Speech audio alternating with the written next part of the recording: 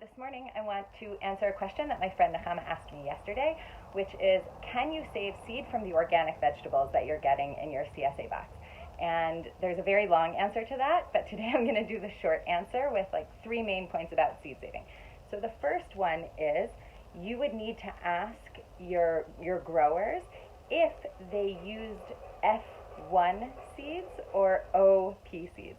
So F1 basically means that it was a hybridized plant, not genetically modified. That's different. Hybridized to get certain traits, and that the seeds coming from that plant will not give you necessarily true to breed traits.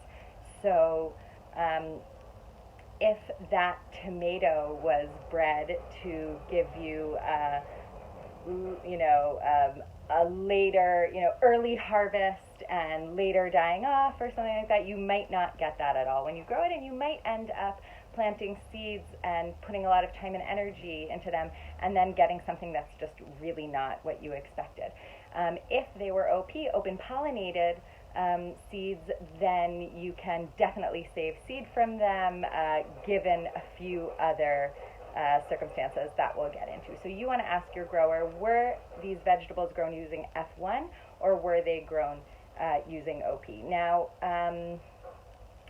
it's important to recognize that F1 seeds are common in organic gardening. It's hybridizing. It's something gardeners have been doing for thousands of years. It's not genetic modification, so you can expect a lot of your organic vegetables to have used F1 seeds.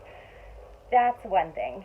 The next thing is cross-pollination. So when you're growing to save seed, you isolate the plants of a certain variety that you want to save seed from plants that are genetically similar but are a different variety, so that they don't cross-pollinate and then give you something that you didn't really want. So for example, acorn squash and butternut squash, if they're planted close together, they can cross-pollinate, and then you can save those seeds and plant them and get some like wacky, inedible, random variety of the two. Or you might get like the A-cut squash or the butter orange squash, which is like the best invention, ever. So if you have a lot of space and you want to experiment, you want to grow things that you're not exactly sure, like were they careful about cross-pollination, are they F1 seeds, and you just have your experimental pot, that can be really, really fun.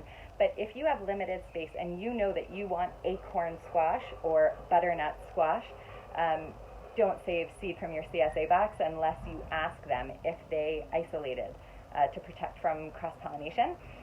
And the third point is that seed saving is an art which everyone is capable of doing, and it's really quite simple. And I think, like all ancient crafts, gardening is one of these things that, like, we have it in our DNA. It's not that complicated, but you do need to learn the basics in order to do it properly. So we save seed from the best of the best. If I have 20 pepper plants and one of them ended up kind of short and didn't produce too much, and then one that grew like really, really big and flowered so much, and I got tons and tons of fruit from that, I want to save seed from my best looking peppers. But that doesn't mean that the fruit that came off the dinky plant doesn't look totally lovely and beautiful and isn't very edible. It just means that that plant wasn't a strong plant or a heavy producer. So if I was running a CSA, I would take that pepper from the weak plant and go ahead and put it in my CSA box, because the pepper itself is just as wonderful as all other peppers. So you don't really know if you're saving seed when you're getting from your CSA box from the strongest plant or the weakest plant.